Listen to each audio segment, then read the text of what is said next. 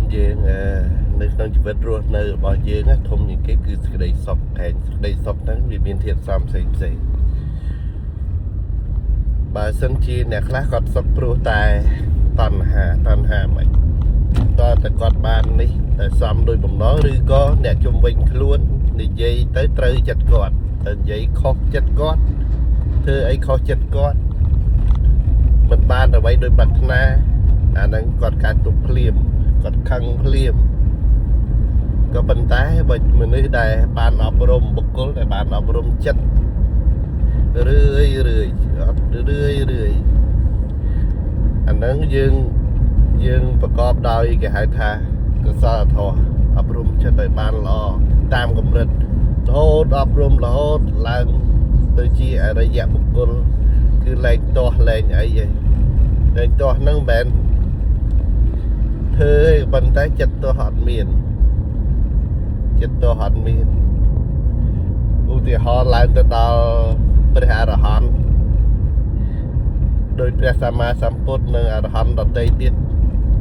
ជាស្ដីព្រះសម្មាសម្ពុទ្ធដូចព្រាហ្មណ៍ជេរផងអីហងចឹងព្រះអង្គញឹមហ្នឹងមិនមែនខឹងទេដឹងថាជាធម្មតារបស់ពុទ្ធជនចឹងឯង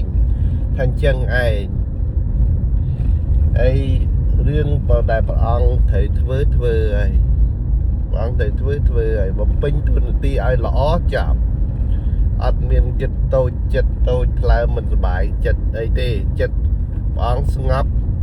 គ្រប់ព្រះអរហន្តទាំងឡាយស្ងប់សុខព្រោះស្ងប់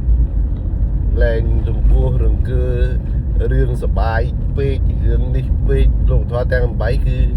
អត់មានមកប៉ះព្រះអង្គហើយឲ្យព្រះអង្គញាប់ញ័រឲ្យប៉ះធម្មតាដូចគ្នាគេជាគេស្ដីឲ្យរឿងដែលគេមិនព្រមធ្វើតាមរឿងអីក៏ប៉ុន្តែព្រះអង្គញឹមអញ្ចឹងលោកព្រះអរហន្តផ្សេងអញ្ចឹងដែរអត់មានបញ្ហាអីអត់មានទៅរង្គោះរង្គើអីទេតែពេញគិតតែខ្លួនឯងទួនាទីតែខ្លួនឯងទៅចាប់អត់និយាយរួមទៅរឿងគេពេញគេនិយាយអីនិយាយទៅគេធ្វើអីគេជេរអីរឿងរបស់គេក៏ប៉ុន្តែយើងធ្វើរឿងរបស់យើងគ្រាន់តែមិនញាប់ញ័រ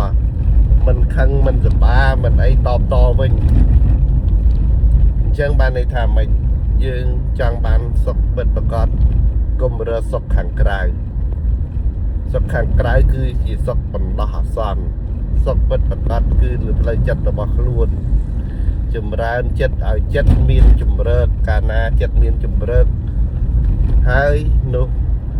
លោកធម៌ទាំង8មកប៉ះយើងក៏យើងលែងទៅញាប់ញ័ររហូតដែលយើងសម្រេច